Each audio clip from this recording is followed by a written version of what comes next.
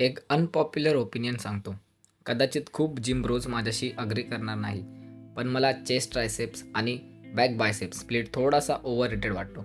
कारण think about it. तू heavy bench press मारतोय, इन्क्लाइन प्रेस मारतोय, डिप्स मारतोय.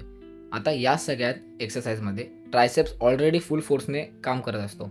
वर्कआउट संपायला आला की ट्रायसेप आधीच फटीग झालेला असतो आणि मग आपण म्हणतो चल आता ट्रायसेप्स मारू. पण प्रश्न असा आहे, ज्या मसलने 45 मिनिट सपोर्ट केला आहे त्याला आता खरंच मॅक्सिमम एफर्ट देता येतोय का? सेम गोष्ट बॅक बायसेप्ससोबत.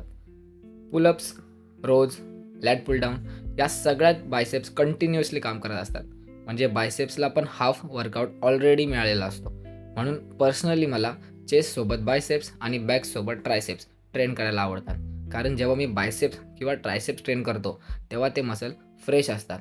जास्त वेट, जास्त रेप्स आणि बेटर मसल माइंड कनेक्शन. आता हे सायन्स नाही, हा फक्त माझा एक्सपिरियन्स आहे.